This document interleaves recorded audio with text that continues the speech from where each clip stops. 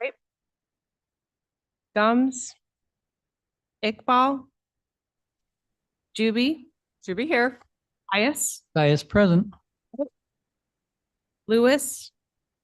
Linder. Linder here. Molina. Molina present. Genesis. Genesis online. Roth. Roth is here. Yes. Strathman. She's not through. She's not there. Sturgis. Tarver. Harvard's here. Pepe. Williams. Young. Pirog. Pirog is here. Doherty's here. And Doherty's here. Yep. Alan is online. Okay, Got you. thank you. Okay, very good.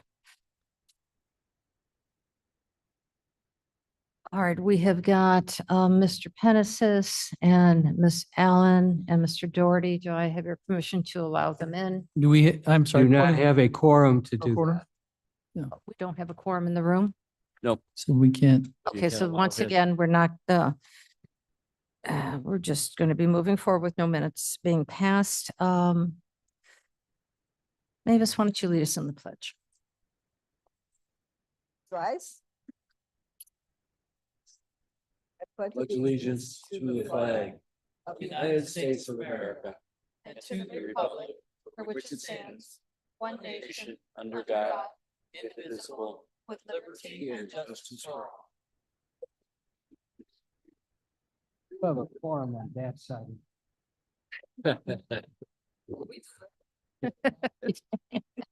We're always on this side. Yeah. Hey, at least I admit it. All right, do we have any public Wasn't on comment? record. No, no public comment today.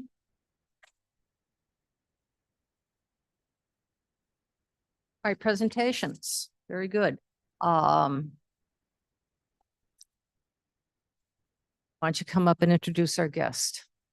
Thank you. And I want to thank the county board for having us here to the committee of the whole to talk today about some of the really exciting projects we have going on in my department, the Environmental and Water Resources. I'm Jody Walnick, the director of that department. We have online Daniel Hadley from the Illinois State Water Survey. I did do a brief presentation of Dan's at the last Environment and Energy Committee meeting, but we have him here remotely today to go through the ARPA funded water study. If you recall, that is a 3-section study. It includes shallow groundwater monitoring. It includes shallow groundwater modeling and a water quality portion. And Dan is going to go through the progress as we reach the end point of that study to inform you about the study as well as get feedback from the committee. Thank you. So, Dan, and why don't we put Dan up on to, well, we've got two, we've got the PowerPoint. Can you put up his image a little bit stronger? A little bit larger so we can see him? And Dan too, if you could just let them know when to advance your slides. Sure. Great. Can you guys hear me all right? Little low.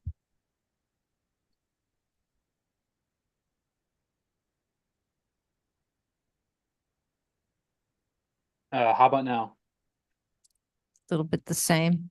We gotta raise it here. One a little louder. Can you raise the volume? please?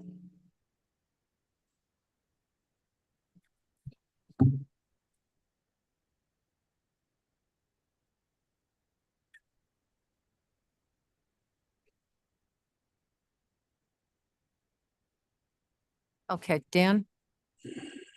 Why don't you give Yes. us a better? Yes, is that better? Can everybody hear him? Yes, okay, Barely. barely. You're pretty low, so just try to speak loud. Okay, I'm like talking into my mic. Is this Oh, any that's louder? much better, Yeah. much better. Okay, all right. Hang on, let me just adjust. I'm gonna sit down so the phone can just be right in front of me.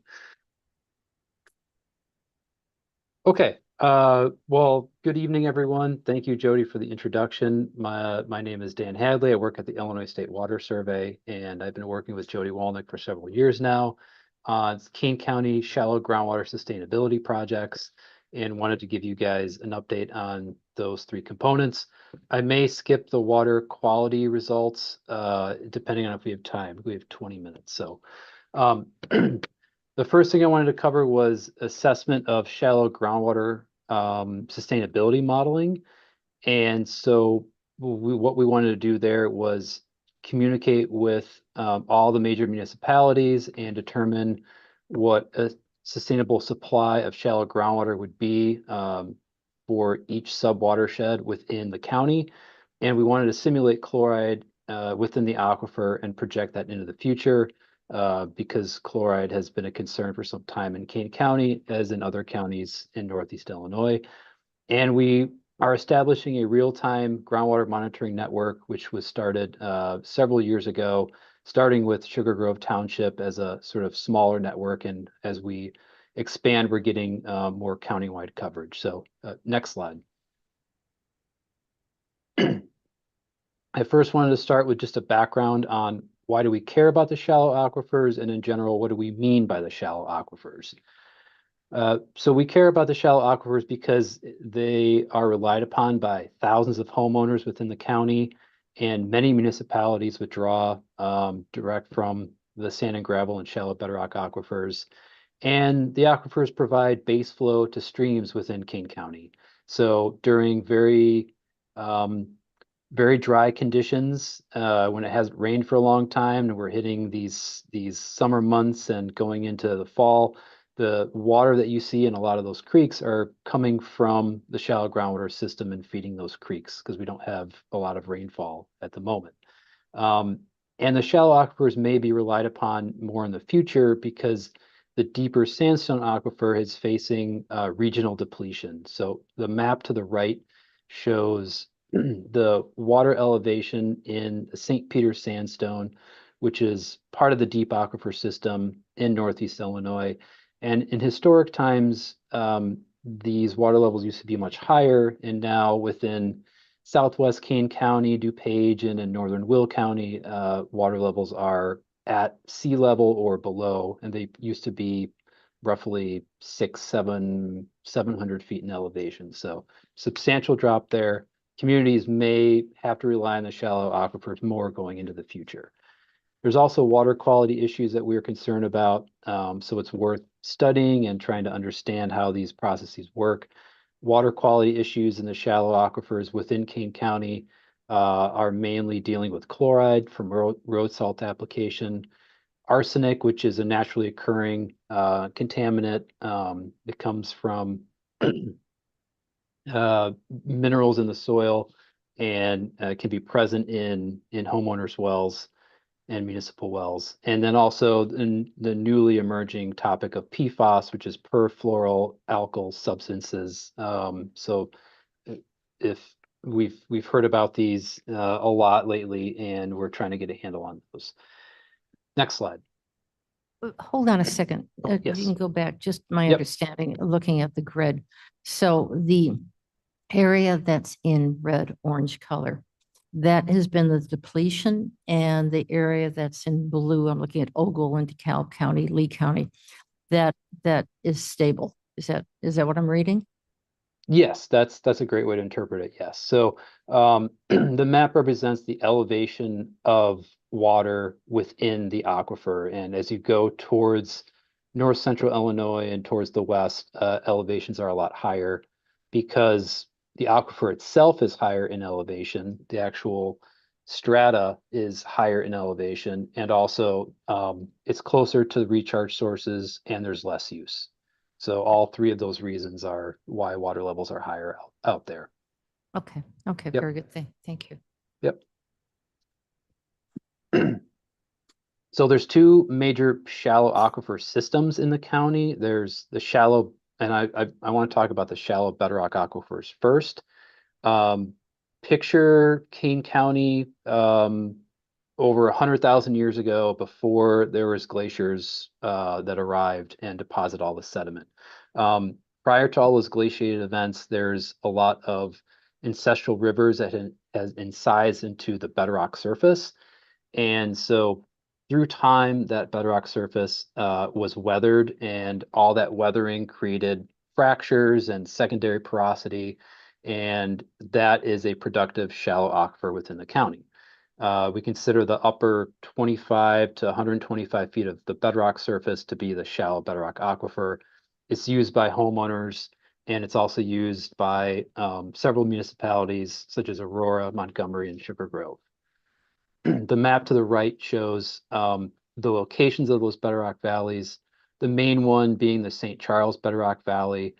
And there's some little side arms that come off of those, like the Elburn, the Elgin, and the Aurora.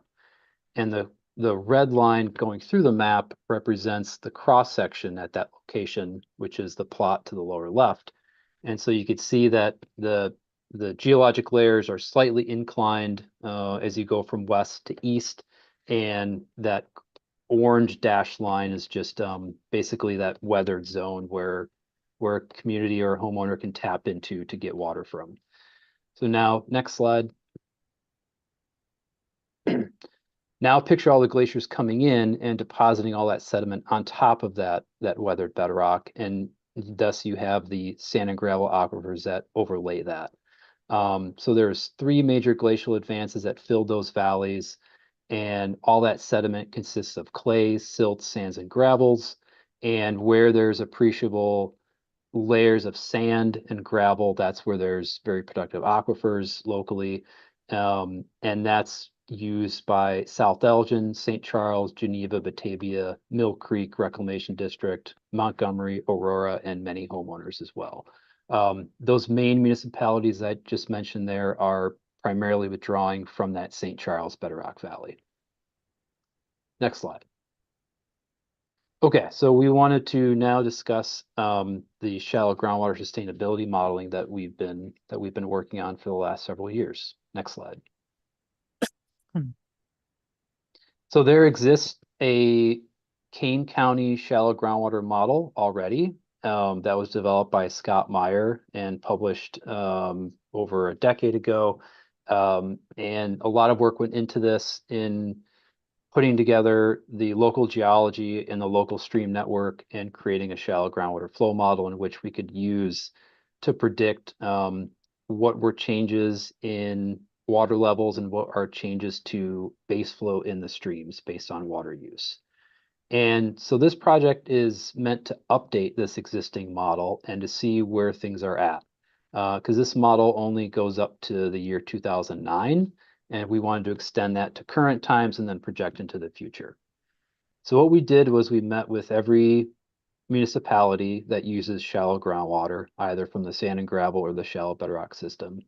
We reviewed their prior water use, and then we took projections from each of those communities from the Chicago metropolitan area for planning report, and then we refined those based on input from every one of those municipalities. And then they shared water levels with us and water quality data with us, and that's what we use to update our calibration within our model. The major goals of this project are basically to define what is the sustainable supply of groundwater versus how much is actually being used. And we wanted to characterize that on a watershed basis within the county. And we wanted to answer, have streams been depleted as much as predicted? And beyond that, we wanted to also use the model to simulate chloride accumulation in the shallow aquifer from road salt application. And the reason we are concerned about road salt application and chloride buildup in the aquifer is because it's not a direct health concern per se to drink high chloride water, but as you increase your chloride levels, the water becomes more corrosive, and that's an issue with treatment facilities. Next slide. So the good news is that the demands that were predicted from the original model are much less than what actually occurred in reality. So round of applause to everyone in Kane County for using a lot less water than predicted. It's a really great thing. I attribute that to lots of improvements to infrastructure and also adoption of just low flow technologies and more efficient household appliances. So in green is what was reported in the original model, and then in light blue was what has been reported to us, the Illinois State Water Survey, since that model was developed up until 2025. And then the dark blue is what communities have, as a whole, are projecting to use into the future. And you can see that it's most communities are projecting to use either the same amount of water or a very slight amount or a slight increase of water use. There aren't any drastic changes that are anticipated in terms of shallow water use. Next slide. So we use the model to calibrate to historic stream flow, and to also what we essentially did was we looked at each watershed and determined if we wanted to keep 85% of pre-development base flow in this watershed, how much water can we withdraw out of the shallow aquifer to maintain that? Another way to flip that or reverse that statement is to say, this is what you can take out of a watershed without exceeding 15% loss of base flow to creeks. And the reason we chose that 15% reduction number is because there's been other studies, particularly one in Michigan, that stated that proved that if you start depleting your stream flows by more than 15%, you start having an effect on aquatic life in your creeks. So you could see that if you look at each watershed and add those up, the sustainable supply out of the shallow groundwater system is about 15 million gallons per day. Okay, next slide. Now we can compare what the sustainable supply is to what has been withdrawn and what the impacts of that has been on base flow to these creeks. And when demand exceeds sustainable supply, you can get a reduction in base flow to your creek. And you could actually have stream flow capture if the issue is bad enough, where you could basically deplete your stream because all your water is going to your wells that are withdrawing from the aquifer. And so then basically this watershed that had the largest decline was Mill Creek. And that's because that runs that's right over the top of the St. Charles Bedrock Valley Aquifer, and where there are lots of withdrawals from Geneva, from Batavia, from Mill Creek Reclamation District. Blackberry Creek watershed had a 23% decline in base flow, and South Branch of the Kishwaukee, which is the watershed all the way to the north, that had a 19% reduction. And the Mid-Fox River, there was also 11% decline in base flow. However, next slide. Oh, okay. That's the slide after. So what's actually happening here? If we plot supply versus demand in each watershed, I'm going to use the Mid-Fox River as an example here. You can see that here's our sustainable supply number is roughly 7 million gallons per day. And we could plot what water use has done through time, and you could see by 1970 that was already exceeded, and it's been it has exceeded that for many decades and will going into the future. Next slide.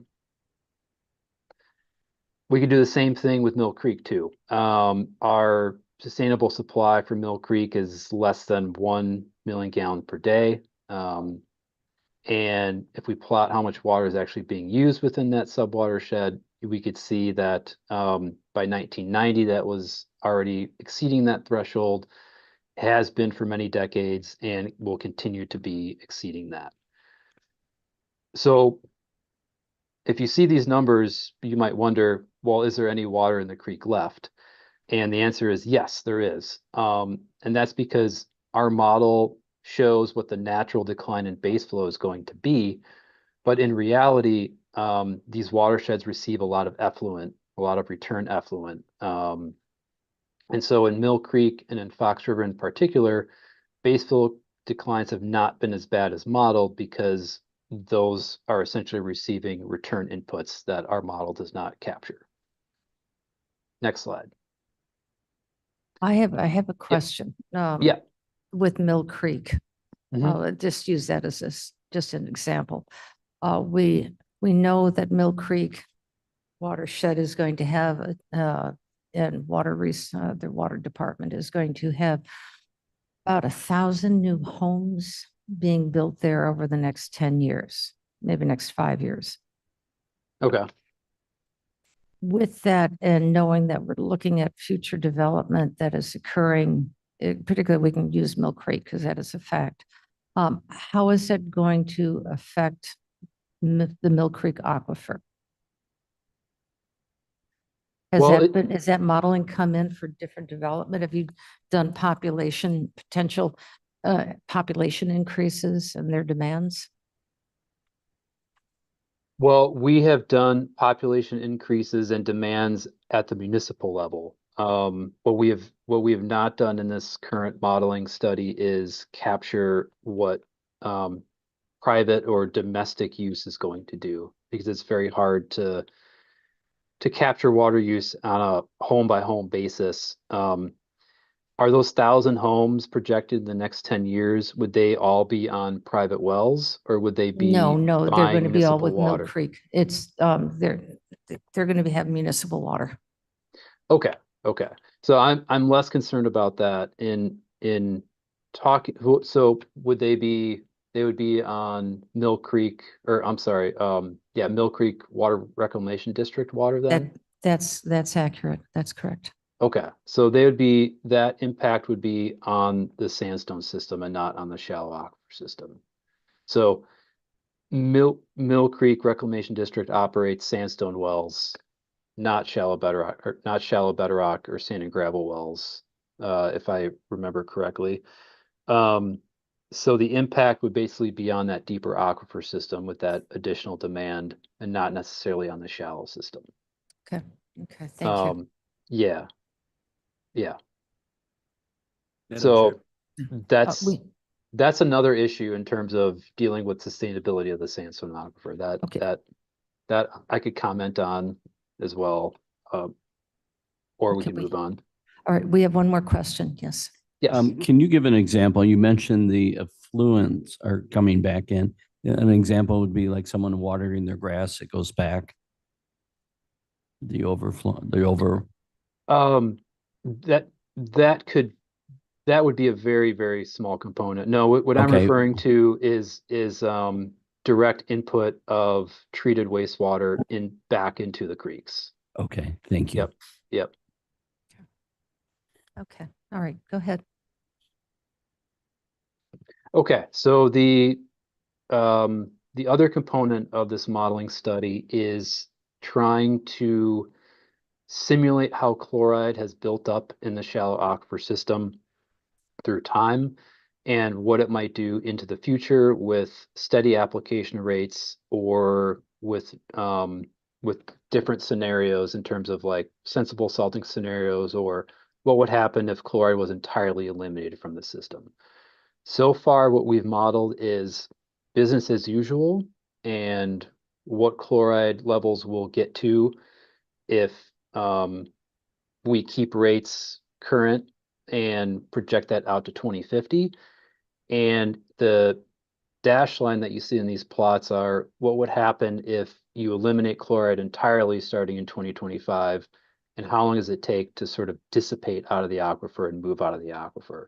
What we haven't done yet with this study, and what I'm working on right now, is a scenario in the middle, which represents sensible salting practices and some kind of change in the way road salt is applied that would reduce the overall amount within the county. The reality is going to be somewhere in the middle of, I think, of what our solid line shows and what our dashed line shows, right? So this example is chloride, simulated chloride in our model in the solid lines and the dashed line, and then what has actually been measured at those wells. And so these examples are at Aurora 115 and Aurora 119. These are both sand and gravel wells. And you could see that that chloride has been increasing through time in terms of what's been measured. And our model captures that increase through time. We're a little low at Aurora 119 in terms of what we simulate in our model and what's been measured. But I will note that Aurora 119 is highly variable in terms of what is measured year to year in terms of chloride levels. Next slide. I have a question. Oh, yeah. Does that mean you need to fix your model? It just means we need to adjust our parameters a little bit, whether it's a hydraulic property within the model or whether it's our chloride application rate in that particular zone where Aurora 119 is located, so that it bumps up the amount of chloride that enters the aquifer to match what has been observed. So will you be advised? I live in Aurora, so this Mhm. is near and dear Okay. to my heart. As is all of King County, of course. But Sure. so does that mean maybe Aurora is oversalting and you can give them this advice? Have you Yes. talked to Aurora? Did you call Aurora? Aurora is aware of this. Yes. Yes. Okay. Aurora is keenly aware of the chloride issues, both in the Fox River, because there's chloride present in there, and also in the shallow bedrock system and shallow sand and gravel system. Aurora is really good at measuring their wells for chloride on a very regular basis, so it's a great data set. And I'll note in the dashed line at the very top of each of these plots is 250 milligrams per liter. And that's the secondary MCL designated by the EPA in terms of, this is when you should start being concerned. So Aurora has a ways to go, or at least at these wells, but there are other wells in the county where chloride is well above 250 milligrams per liter. Is what? Well above. Is well above the 250 milligrams per liter. And Okay. where is this located, Aurora 119? Do you know where that is located? We can, That's an interesting question. do we have a neighborhood? I this can't is answer that off the top of my head. So, do you Not- have for the Not in other? terms of like streets and Oh, a okay. neighborhood. Yeah. Okay, the question is that if it's specific to certain wells, maybe in those locations there is oversalting. And Sure. if board members who would know where that area is, then can speak to their municipalities and just share this knowledge with them if they don't already have it, to Right, be able to right. ask for mitigation on whatever's causing it. Bill, Yes. Hold on, there's another question. Oh. Hold on. Well, we could use GIS to overlay like the streets with, these charts, and that would kind of identify your neighborhoods. But and we that's- just, if That's very easy to do. Yeah, that's a great idea, but if you could maybe send that detailed information to Jody, and if you have it, and then we can address that before the winter season comes upon us. It's at 711 North Elmwood Avenue, Elm Avenue in Aurora. Is that your home? No, it's not. I don't know. Where's Elm? Not on the west side. Oh, let me find that out. You're gonna find that out. I'll do All right, it. but you get If I the can idea. Find out You- where well number Yes. 9 is, I We suppose. can kind of target, micro-target. I have another question. Does salt flow with the river? So, all the salt that Elgin throws down in St. Charles, Geneva, is it because it's going south? Is Aurora more saltier because of that?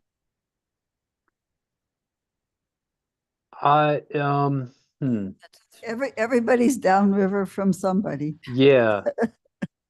I will tell you, so here's a map of chloride in layer 13 in our model, which is basically the most productive sand and gravel aquifer that's located within the St. Charles Bedrock Valley and elsewhere in the county.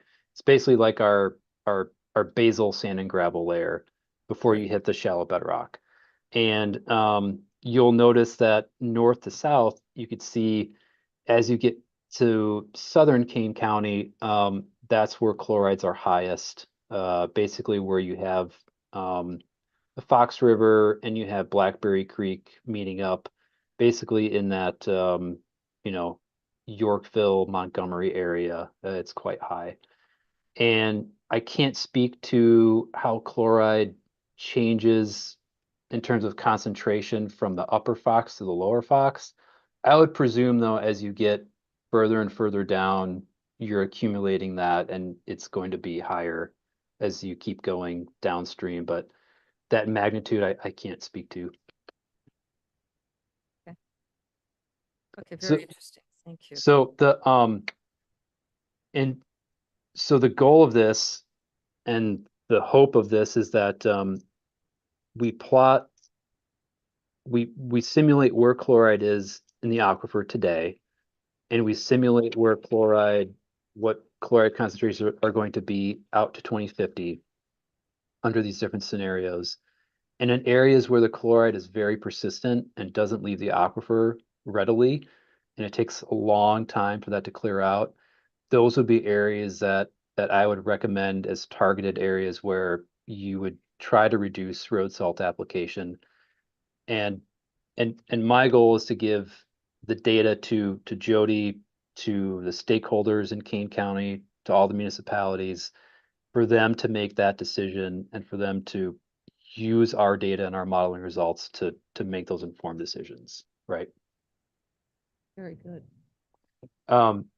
So Madam Chair, I have a comment, not exactly a question, but if we could, I know where my district is pretty much, and I think it's quite purple at the moment. If we could get this map with an overlay of our districts so we can work it that way too. Sure. with that. Okay. I'll have to get a map of those districts from Jody or someone in the GIS department, but I could do that. Mr. Doherty, it looks like you're reprieved. You are fine within the mapping. And Chris, I think you've got a little work to do, perhaps. And Mr. Iqbal, but it definitely Southern. A representative of Southern Kane Yeah, will have some conversations that they have to have. Yeah. That's south. Well, Okay.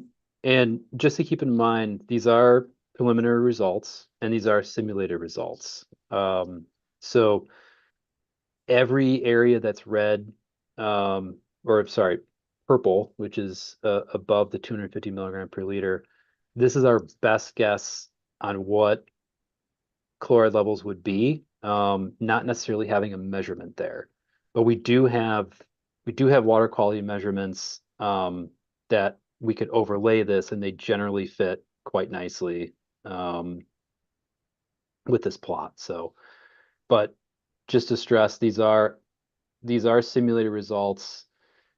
Chloride can be highly localized, and so just wanted to have that caveat in there.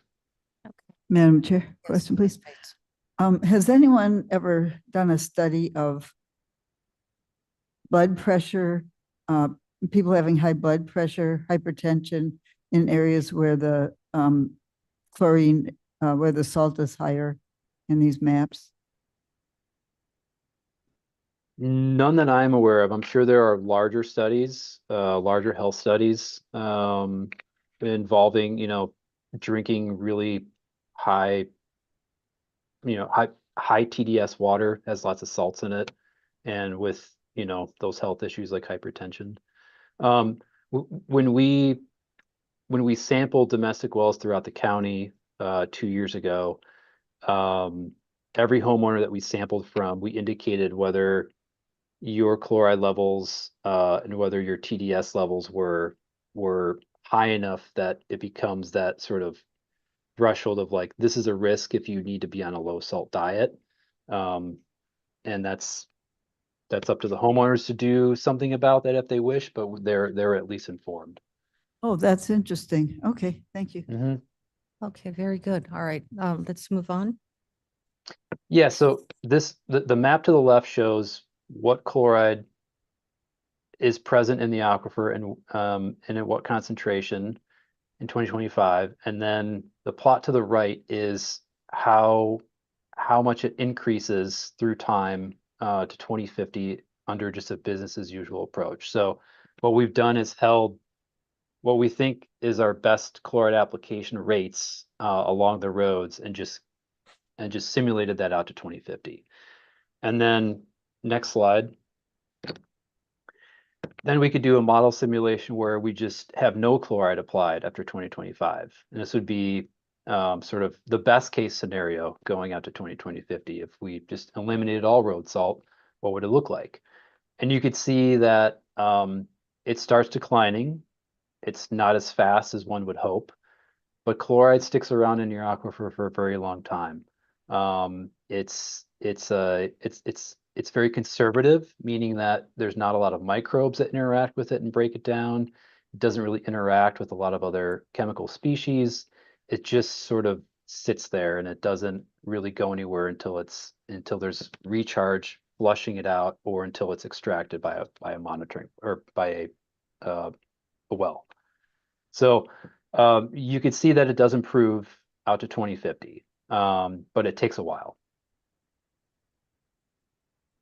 So it appears that with no chloride, the area, maybe that's South Elgin, St. Charles, Geneva, Batavia. The purple one?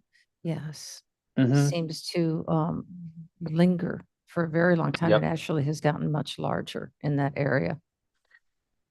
Yeah, so if you look at, I wish I had like I could show my pointer here, but if you're along the Fox River and you see that little S-curve bend around South Elgin area. Yeah, Yes. yeah. Okay, so follow the Fox River down, and Yeah. then you'll pass Person Creek, and then keep going down, and then there's your hot spot between Yeah, the Fox River and Mill Creek to the west. okay. And you can see that in the 2025 plot, you have a little area that's over 500 milligrams per liter. And when you go to 2025, that area is gone. So essentially you could view that as like a plume of chloride that's starting to migrate south because that's where the gradient is. That's generally where the groundwater flows, is flowing south. And so your concentration is getting lower and the plume is sort of the plume is widening out and Mhm. and starting to it's starting to dissipate. Okay, okay. And you can see, just geographically that light purple spot is more south than that dark purple spot in 2025, right? Yeah, Okay. And then you could see if you keep going further south along the Fox River and you get between the areas of the Fox River and Blackberry Creek, it's very red and purple in 2025. And when you go out to 2050, that area has cleared up a lot. And that's because you're closer to major creeks, you're flushing that water out more readily. And also there's a lot of roadways as in that particular area. And so in our model, if you eliminate chloride application from all the roads, that's a really substantial change to the system in comparison to some more slightly rural areas where the road network is not as dense. All right, well, Madam here's Chair. to warmer winters. This is not very realistic though, right? Because we will It's not be hypothetical. stopping chloride, just ask Tom Rickard. When, Or, I don't know. Just- I'm Yeah. Taking a look at time. So let's continue on to the next section. Yes. Okay. And then the last thing I want to present, which I'll be very quick about, next slide, is our real-time groundwater monitoring network. So we have a network of wells that started many years ago. We have 11 wells, And the bulk of this work started with Sugar Grove Water Authority and establishing a small network in Sugar Grove Township. And we have 1, 2, 3, 4 shallow bedrock wells there. And the yellow dots are where we monitor the sand and gravel aquifer, mainly in the St. Charles Bedrock Valley system.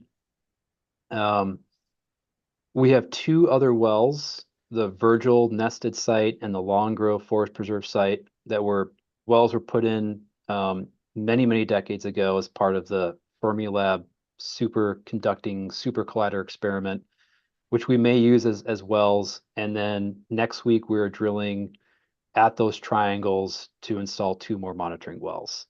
And the goal is to get as best coverage as we can to all the major sand and gravel aquifers in the county. And you could go and click on that link and bring up any one of those wells and see the data in real time. And by real time, I mean within the last hour or 2, you'll be able to see what those water levels are. And that's all I have for now. I have slides about our water quality study, but I assume that we're going to use up, well, yeah, we've used up much more than 20 minutes. So I'm happy to go through these, but if we need to end it, that's fine too. All right. So Jody? There she is. She's popped back up. Good. What else on this? You want to talk about the climate action plan as well? Yeah, if you would like, we have the second presentation on the climate action plan. Dan's available if you have any immediate questions, or if you have any questions that you want to send to me after you look through the other slides, they are in the packet. I can forward those on to Dan and get answers back to you to clarify any items that you would like additional information on. All right. The one thing that, because I alluded to it with the development that's happening in the Campton Hills area, the newly annexed Campton Hills, is what areas of the county are more attractive to development versus those areas where the aquifers may not be as robust or replenished as quickly or recharged. That's the word, recharged as quickly. Yes. Because that way we can take that then through development as we start talking to our municipalities to let them know what areas are sustainable and not to draw it down from our agricultural properties as well. As I'm looking at farms right here. Okay. All right, Dan, thank you very much. That was absolutely fascinating. We're going to have lingered on that for a couple of hours, but thank you. Thank you Well very done. much for all the questions. This is great. And we will be back with the final report. We're wrapping that up and finalizing the calibration. And so we'll be able to provide a final report back to the board. Okay, fantastic. Thank you. Okay, so who's going to do the next part of this now? That would be me. Oh, very good. All right. Again, thank you for having us here this afternoon. I know it's getting late. Myself, Jody Walnick, Director of Environmental and Water Resources. I also have here today, some of you have not met Sarah Hinshaw and Austin Powell. They're our sustainability team here at the county. And going back, I realized that we have some new board members since the climate action plan was passed. And so we wanted to give a little bit of background and then go and jump into the activities that we have been diligently working on in my department. So the climate action plan was actually approved by the county board in June of 2024. There were 250 actions that were recommended over 8 sectors within the plan. And the most exciting thing to me was our 82-person planning team that really was the meat and bones of this plan. I still go back to many of the presentations that the members came in on that very first meeting. I'm sure Mavis remembers it. And we had such a cross section from the county of these amazing individuals that were putting forth their time and efforts and wanted to be a part of this process for the county. And it was great to hear them all come up to the podium and give the reason that they wanted to be part of this team. And it just kind of warms my heart thinking that this plan is for our community, it's for our county, and it really is supported by the people of the county. We also had the 1,200 members that took their time out and filled out the community survey as well. So I feel like we got a great team, and the product of that is obviously what we see today and we're able to put into action. So where we are today, since that 2024 approval of the Climate Action Plan, our staff has worked with local residents to prioritize and research the various topics within the Climate Action Plan. To date, we've had 42 participants and 2 research cycles, as well as 30 Climate Action Plan actions that have been researched so far. Our 3rd research cycle is scheduled for late fall and early winter, and we're always looking for new members to be a part of the team. And what I mean by research, it really is research. We are doing white papers, if anyone from college remembers those. Very technical data that we're coming up with each of these action items. Our members of the team were presented with the background and how to do the research, how to cite where they're finding the research, and how to summarize those research that they do come up with. And our team is supporting them along the way, so we make sure that they're heading in the right direction. So this is an example of one of the research papers. What we're trying to do here is look for in each Climate Action Plan action, we're looking for examples across the country of other municipalities, other counties that have implemented that type of action. We're going into detail on the science behind the action and what kind of cause and effect it will have. We're also researching the nuts and bolts of the actions. How would we get this accomplished?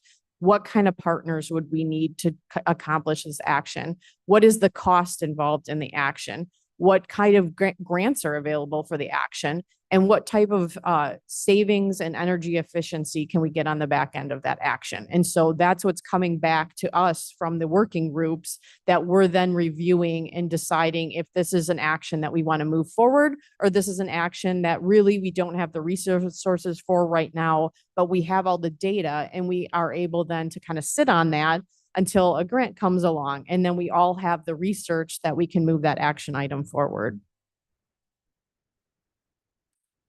So I wanted to highlight some of our major accomplishments for the Climate Action Plan that we're seeing some of these actions come alive, which is very exciting to see. One of our biggest items is a $396,000 grant from USDA. This is for action that falls under the waste management section. It's 2-5, and it's to establish a pilot organic diversion program and composting program. This will be kicking off this coming year, as well as in the fall here with the AJC out at our judicial center, the Northern Illinois Food Bank, the Kane County Cougars, and Sherman Hospital. And we're very excited. This will prevent 2.12 million pounds or 1,060 tons of food scraps from entering the landfill. Another exciting action item that we are working on is Jody, hold on a second. What do you do with all of the materials, the organic materials? Where do they go? They're going to a composting facility, and then they will be resold as compost gardens. Under the transportation and land use, TL 4-3, we're very excited to have the Energy Efficiency and Community Block Grant in the amount of $286,000 and $286,090 that came into the county as a grant. Under this grant, we're collaborating with partners to incentivize the electric vehicle infrastructure. This is very exciting because we do know we have large gaps in the electric vehicle charging within the county. This study actually worked with some professionals through the Department of Energy to identify the areas within the county that were lacking EV charger access. So the identified sites under the current setup of our EV chargers. There's only 14% of our rural communities that are within 2 miles of an EV charger. If we install these EV chargers, approximately 44% of our rural population would be within 2 miles of an EV charger. So that's a very exciting part of the project. And along with that, we're also looking for some rebates for some of our conversions to LEDs. The next sector that we're really excited to push out is the health and safety with a $10,000 grant via ComEd. This is specifically addressing some of our climate change hazards, natural hazards, and our emergency preparedness. This grant will allow us to install flood risk signs in the county in sensitive areas where there's potential road flooding. And they're connected to a rain sensor that triggers solar flashing lights when the water reaches 1 inch. We're currently working with some partners to get those agreements in place. And it's certainly a huge benefit. This photo is from 2017 from Burlington Township here in Kane County. It is super important, especially in the dark when you have road flooding and road overtopping. It's a public safety issue because of the potential for accidents and damage and drownings. It's also a safety issue for our emergency response supports, not knowing where these areas are occurring.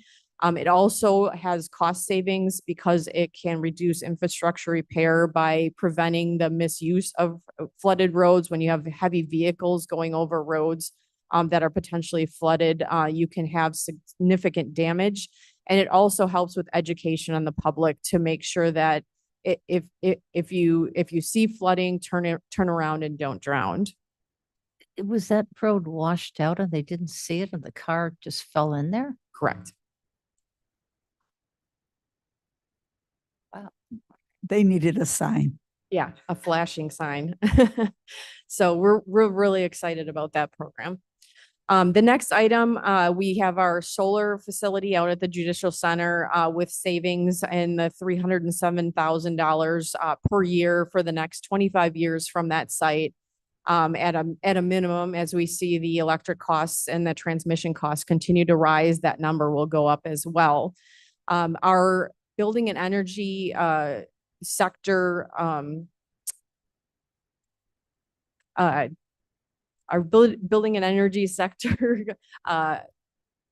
BE 8-2 is to install solar on all publicly owned buildings and sites where feasible and based on the findings and recommendations for the facility solar feasibility and master plan study by 2027. So this again is another exciting action item we have under the climate action plan. We have several evaluations for solar opportunities underway. One of those is the Elgin Health Building roof. That's a perfect roof for roof solar.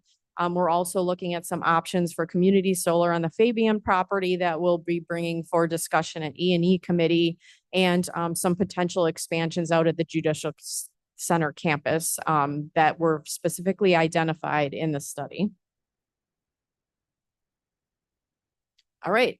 The next exciting item under the climate action plan is the transportation and land use sector, which is TL6. And this is leading the charge in the transition to electric vehicles. We have in total to date almost $60,000 in savings from federal tax credits and our ComEd rebates. Our charger out at KDOT that KDOT installed was basically free from these tax credits and ComEd. And we thank Sarah here for all of her hard work on the paperwork for getting all these tax credits and ComEd, which is always exciting as a government entity trying to file for a federal tax credit because we are a non-taxable body. So I can't count, Sarah probably count the hours she spent on the phone getting that federal tax credit for us. So we see in total, those cargo vans that are being used by building management actually ended up costing less than a gas engined cargo van. In addition to the fact that we are seeing year over year, each year we own those vehicles, the gas to electric savings is on the order of $2,351 to date. So as we continue on with that vehicle, that savings will keep coming back to the county. I want to just point out some of the collaboration we have. We don't do this. As you know, we have a very small department in water resources and environmental. So we can't do any of this without our partnerships with our other departments, specifically building management, development and community services, the health department, IT, OEM, and KDOT. Many of these goals that are in the climate action plan reach out to these different departments, and working with their staff has been fantastic. And they've been leaders on many of the climate action goals, working through them with us and our resident partners to move those goals forward. And so I just want to express my appreciation to all those different departments as well. Is that photograph, was that taken today? We realized that we wore the same outfit today. It's not intentional. It was a little joke going on in our office that we like matched the photo, and I didn't realize it till I was reviewing the slides. So we thought it was pretty cute and funny. Yeah, he did not. Austin didn't get the memo, unfortunately. Austin, you're the proof it wasn't. As we continue to develop the different goals of the climate action plan, we're expanding our partnerships as well. So currently we're working with the Conservation Foundation on a grant we received to partner to give away native trees. We're working with the Illinois-Indiana Sea Grant. That's an ARPA-funded project to offer rebates for low-flow toilets. So we're expecting, Madam Chair, your application soon for your new toilets. Actually, I just bought one. I didn't know. Exactly. You can still apply.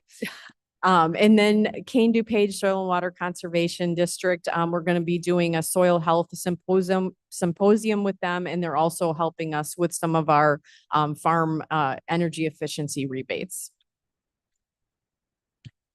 We didn't want to go into this level of detail. We know you have limited time, but we did list the other climate action plan accomplishments to date. I highlighted the major items, but we have quite a few other items in the works that we're excited to push out in 2026.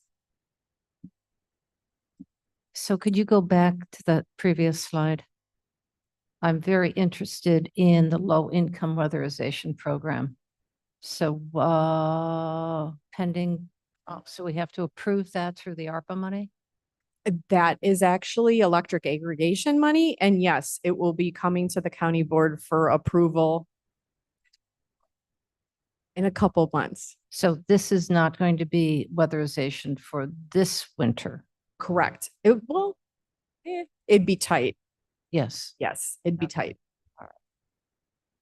The sooner that can get done, the more people can start saving money for this, especially with costs going up with NICOR and ComEd.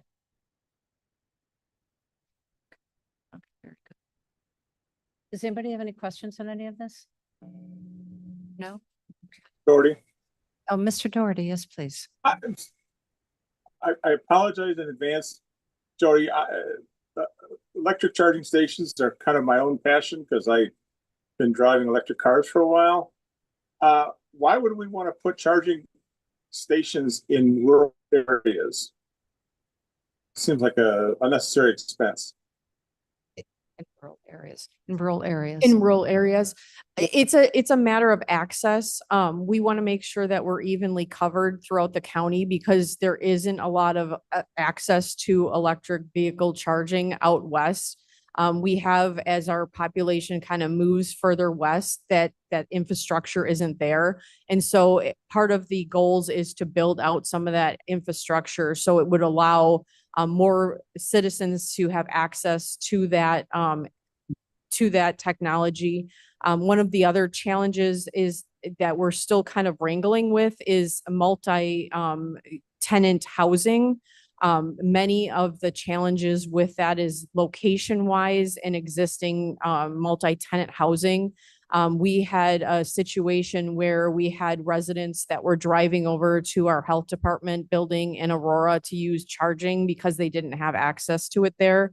And so the key with our electric charging infrastructure is to kind of identify these populations where there is a need and then try to find grant funding to support that need. Yeah, but in rural areas, that's not a lot of multi-family units. That's single-family residence where they all could plug in at home, right?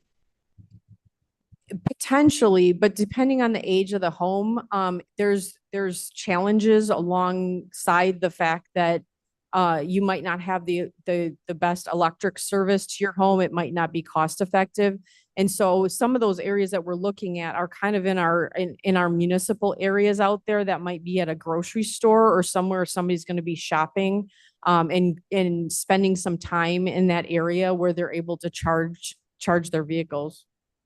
Okay, so Like Maple Park, for example. So like maybe by their library or community center out there in Maple Park or their shopping center, there really isn't the electric vehicle charging capabilities out there right now.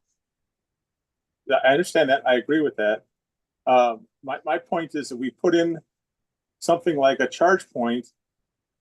You're looking at the capability of adding 4 miles to your car in an hour. Not if it's level 2. That's level 1. Problem is they're not level 2. These would be at least level 2. I don't know. I know the 4 miles per hour of charging is a level 1. That's just a 110 volt. Yeah, these would be 220. Yeah, that's a lot faster. And the cost has gone down significantly to what it was before. We would be looking to partner with some of the businesses out in the more rural areas of the county. So we would be then looking for grants to help support them in implementing that infrastructure. Madam Chair, may I make another comment? And again, I'm just careful of time. Okay. I think another reason for the rural chargers is if someone charges at their home, by the time they've driven, maybe 20 miles to the doctor or something in Maple Park, they might need to charge again to get back home. No, they would not with a 300-mile car. Okay, that's yours, Gary. That's not everybody's. Okay. So All right. that's Okay. what I'm saying is it's mostly single-family homes, and I made comment of this several months ago. They did this in I can't believe it was Aurora somewhere. They put in a 4 mile an hour charging unit at their city hall and said, "Oh, look, we have chargers." Well, my point is, no one's ever going to use that, and now you're just occupying a space. And Mavis is right. If it's a 40 mile an hour charging, it's fine.